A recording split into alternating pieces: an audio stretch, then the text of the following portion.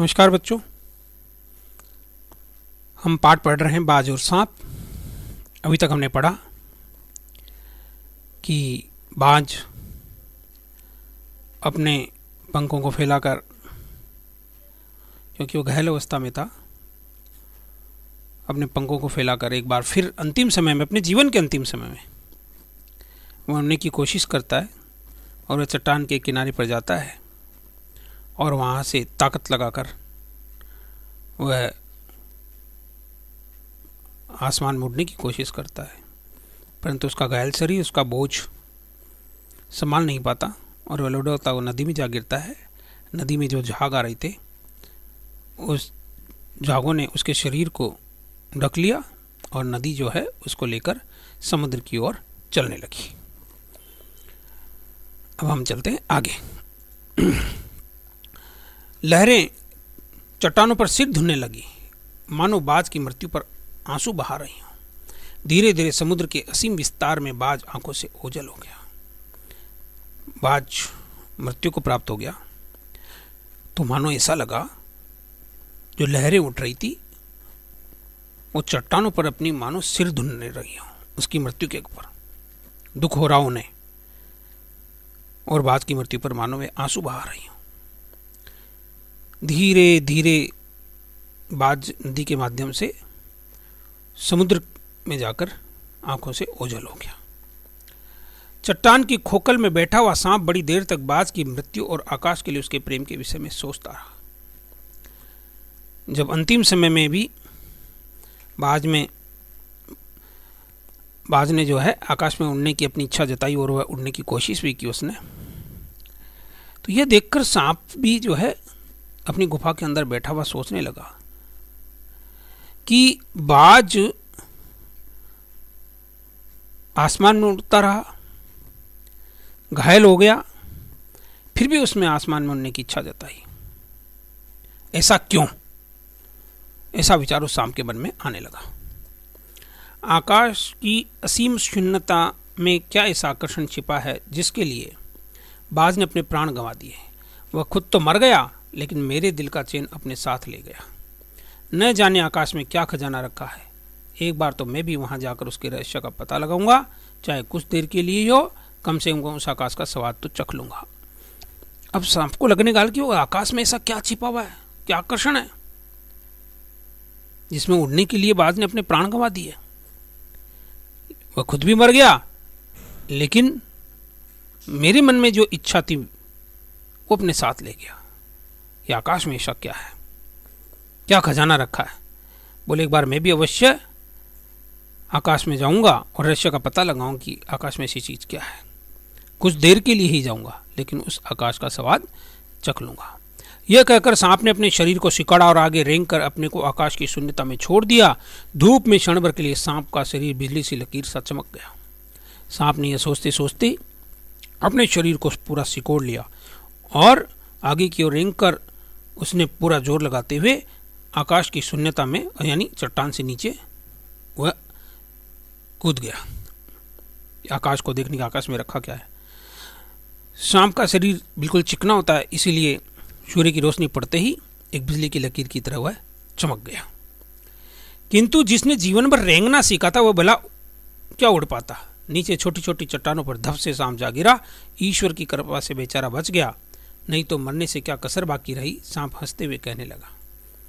उसे उड़ना नहीं आता था, क्योंकि जीवन भर उसने तो रेंगना सीखा था, कैसे उड़ पाता। तो वहां से जैसे उसने आसमान में शून्यता में अपने शरीर को छोड़ा, वह नीचे चट्टान पर जा गिरा, लेकिन वहां से वह बच गया, नहीं तो वह मर ही जाता। तो सांप हंसते हुए कहने लगा, सो उड़ने का यही आनंद है, भर पाया मैं तो। बोले यह आनंद तो ले लिया मैंने तो गलती कर दी। पक्षी भी कितने मूर्ख हैं। धरती के सुख से अनजान रहकर आकाश की ऊंचाइयों को नापना चाहते थे, किंतु अब मैंने जान लिया कि आकाश में कुछ नहीं रखा, केवल ढेर सी रोशनी के सिवा वहां कुछ भी नहीं है। शरीर को संभालने के लिए कोई स्थान नहीं है, कोई सहारा नहीं। सांप ने कहा, बोले यही आनंद है उड़ने का? बोले बस उड़ लिया मैं तो। बोले पक्षी मूर्ख हैं, जो इस धरती पर जो सुख है उसको पहचानते नहीं है और आकाश की ऊंचाइयों को नापना चाहते हैं, किंतु मैंने जान लिया है कि इस आकाश में कुछ भी नहीं रखा है, केवल यहाँ पर तो ढेर सारी रोशनी है, क्योंकि सांप तो अंधेरे में रहता था ना। उसके लगा कि आकाश में कुछ भी नहीं है। बोले शरीर को संभालने के लिए यहाँ पर कोई स्थान भी नहीं है, कोई सहारा नहीं है। फिर वे पक्षी किस बूते पर इतनी डींगे हाँकते हैं, किस लिए धरती के प्राणियों को इतना छोटा समझते हैं। अब मैं कभी धोखा नहीं खाऊंगा, मैंने आकाश देख लिया और खूब देख लिया। बोले इस धरती के जो प्राणी पक्षी हैं इस आकाश के लिए बहुत डींगे हाँकते हैं, बहुत बढ़ चढ़ कर बातें करते हैं। और इस धरती पर जो प्राणी रहते हैं रेंगने वाले, सांप अपने जैसे प्राणियों के लिए कह रहा है, तो उन्हें छोटा समझते हैं। बोले मैंने धोखा खा लिया, अब आगे से धोखा नहीं खाऊंगा, मैंने देख लिया कि आकाश में क्या है। बाज तो बड़ी बड़ी बातें बनाता था, आकाश के गुण गाते थकता नहीं था, उसी की बातों में आकर मैं आकाश में कूदा था, ईश्वर भला करे, मरते मरते बच गया। बोले बाज की बड़ी बड़ी बातों के अंदर में आ गया और आकाश में कूद गया, लेकिन मैं तो मरते मरते बच गया, ईश्वर का भला हो जो मैं बच गया। अब तो मेरी ये बात और भी पक्की हो गई है कि मैं अपनी खोखल से बड़ा सुख और कहीं नहीं है। सांप कहता है कि मेरी जो गुफा है उससे बड़ा सुख कहीं और नहीं है। धरती पर रेंग लेता हूँ, मेरे लिए बहुत कुछ है। बोले धरती पर रेंग लेता हूँ, ये सब कुछ है मेरे लिए, मुझे आकाश की स्वच्छंदता से क्या लेना देना। न वहाँ छत है, न दीवार है, न रेंगने के लिए ज़मीन है। मेरा तो सिर चकराने लगता है, दिल काँप जाता है। अपने प्राणों को खतरे में डालना कहाँ की चतुराई है। बोले ज़मीन पर रेंगने के लिए है, सब कुछ है, यहाँ पर छत है, आकाश में छूटने से मेरा सिर चकराने लगता है, मेरा दिल काँप जाता है, डर जाता हूँ मैं तो। और उड़ने से अपने प्राणों को खतरे में डालना ही हुआ, तो बोले कहाँ की चतुराई है ये। सांप सोचने लगा कि बाज अभागा था जिसने आकाश की आज़ादी को प्राप्त करने में अपने प्राणों की बाजी लगा दी। बोले वो अभागा था जिसने केवल आसमान की आज़ादी को प्राप्त करना चाहा और अपने प्राणों की बाजी लगा दी, मृत्यु को प्राप्त हो गया। किंतु कुछ देर बाद सांप के आश्चर्य का ठिकाना नहीं रहा। उसने सुना चट्टानों के नीचे से एक मधुर रहस्यमय गीत की आवाज़ उठ रही है। पहले से उसे अपने कानों पर विश्वास नहीं हुआ, किंतु कुछ देर बाद गीत के स्वर अधिक साफ सुनाई देने लगे। वो अपनी गुफा के बाहर आया और चट्टान के नीचे झांकने लगा। सूरज की सुनहरी किरणों में समुद्र का नीला जल झिलमिला रहा था। लेकिन कुछ देर बाद में सांप ने देखा कि चट्टानों के नीचे से एक मधुर आवाज़ आ रही है, रहस्यमय गीत की आवाज़। उसे अपने कानों पर विश्वास नहीं हुआ। कुछ देर तक वह स्वर जो था उस गीत का वह धीरे धीरे सुनाई देने लगा। सांप अपनी गुफा से बाहर आता है, नीचे चट्टान की तरफ झांकता है। सूरज की सुनहरी किरणें और समुद्र का नीला जल वो झिलमिला रहा था। चट्टानों को भिगोती हुई समुद्र की लहरों में गीत के स्वर फूट रहे थे। लहरों का यह गीत दूर दूर तक गूंज रहा था। सांप ने सुना लहरें मधुर स्वर में गा रही हैं, हमारा यह गीत उन साहसी लोगों के लिए है जो अपने प्राणों को हथेली पर रखे हुए घूमते हैं। चतुर वही हैं जो प्राणों की बाजी लगाकर जिंदगी के हर खतरे का बहादुरी से सामना करें। सांप ने सुना कि लहरें मधुर स्वर में गीत गा रही हैं।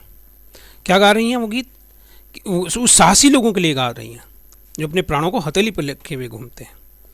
और इस संसार में चतुर वही है जो प्राणों की बाजी लगाकर जिंदगी के हर खतरे को बहादुरी से सामना करे। उस गीत के बोल भाव जो है यह है, ओ निडरबाज, शत्रुओं से लड़ते हुए तुमने अपना कीमती रक्त बहाया है, पर वह समय दूर नहीं जब तुम्हारे खून की एक एक बूंद जिंदगी के अंधेरे में प्रकाश फैलाएगी और साहसी बहादुर दिलों में स्वतंत्रता और प्रकाश के लिए प्रेम पैदा करेगी। तुमने अपना जीवन बलिदान कर दिया, किंतु फिर भी तुम अमर हो। जब कभी साहस और वीरता के गीत गाए जाएंगे, तुम्हारा नाम बड़े गर्व और श्रद्धा से लिया जाएगा। हमारा गीत जिंदगी के उन दीवानों के लिए है जो मरकर भी मृत्यु से नहीं डरते।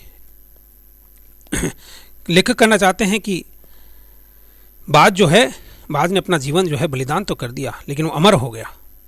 यानी जब भी कभी साहस और वीरता के गीत गाए जाएंगे, बाज तुम्हारा नाम जो है बड़े गर्व और श्रद्धा के साथ में लिया जाएगा।